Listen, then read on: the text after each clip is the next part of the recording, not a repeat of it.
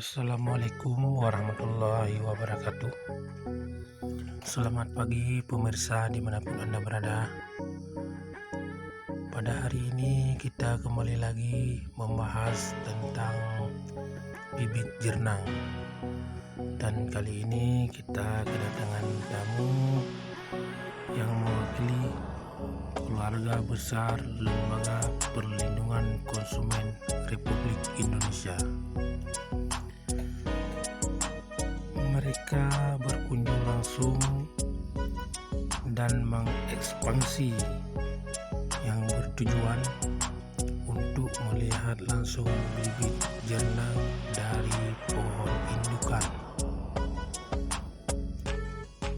Mereka ingin memastikan bahwa bibit jernang yang diperjualbelikan oleh CV Guna Makmur benar-benar biji jernang Dragon Blood, yaitu berjernang super asli. Setelah melihat langsung di lokasi, pihaknya akan membudidayakan bibit jernang ini di seluruh Indonesia dan akan bekerja sama dengan pihak CV Guna Makmur untuk memperjualbelikan secara meluas di seluruh Indonesia. Dalam lahan seluas 1 hektar ini terdapat pohon jernang yang ditanam dengan tumpang sari pohon kopi ateng. Ya, di sini disebut kopi ateng. Tanaman jernang ini membutuhkan perlindungan karena kehidupan pohon jernang ini harus di lokasi yang bersuhu dingin. Di lokasi lahan jernang ini, perwakilan dari keluarga LPKRI langsung menanyakan kepada pakar jernang, yaitu Pak Jamaluddin, bagaimana dengan kehidupan pohon jernang ini dan masa berbuah hingga menjadi panen.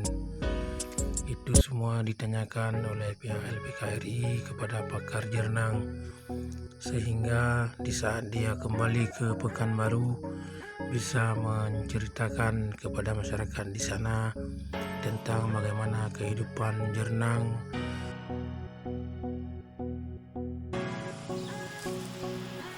Sengaja pagi ini kita mau ekspansi langsung. Kita sangat berminat untuk budidaya tanaman jernang yang sudah bapak-bapak sekalian kembangkan. Nah, dari keterangan repot, kami sangat tertarik sekali. Ternyata Indonesia luar biasa. Sabang sampai Merauke mempunyai potensi alam yang luar biasa. Dan tanpa disadari, sekitar kita ada komoditi yang namanya jernang, yang jujur saja saya baru 2 hari Pak, saya mengetahui dan saya coba referensi di media. Ternyata pohon jernang ini tidak bisa disepelekan, mempunyai nilai ekonomis yang sangat tinggi sekali. Jadi intinya kami sangat berminat sekali. Mudah-mudahan Bapak berkenan menjadikan lembaga LPKRI adalah mitra dari perusahaan Bapak sekalian. Itu poin paling penting sekali. Jadi kalau kita berbicara tentang komoditi, maka bibit adalah aspek pertama yang harus jadi pertimbangan. Karena aspek komoditi ditentukan dari asal usul bibit. Nah, saya sangat antusias begitu saya lihat bahwa bapak-bapak sekalian mempunyai bibit yang sudah teragregasi dan bersertifikat. Nah, inilah yang harus kita terapkan untuk pemahaman dalam bentuk edukasi ke lembaga kami nanti, bahwa jangan asal nanam saja gitu. Mesti ada legalitas seperti waralaba lah. Jadi insya Allah nanti kita akan jadi mitra Pak ya. Kita akan kembang sama-sama dan potensi di Riau sangat luar biasa Pak Ustaz.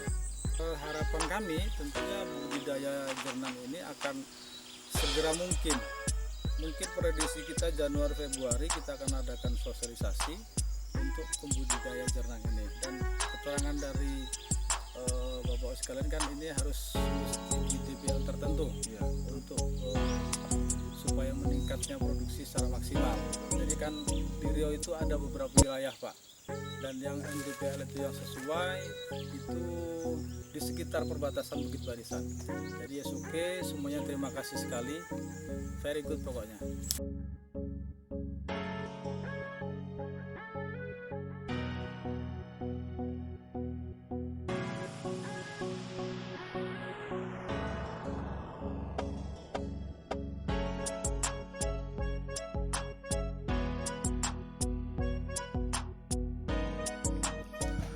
Setelah berkunjung ke lahan lokasi indukan bibit jernang, pihak LPKRI juga berkunjung ke lokasi di mana pembibitan bibit jernang yang bagus, yaitu di Desa Alusijuk.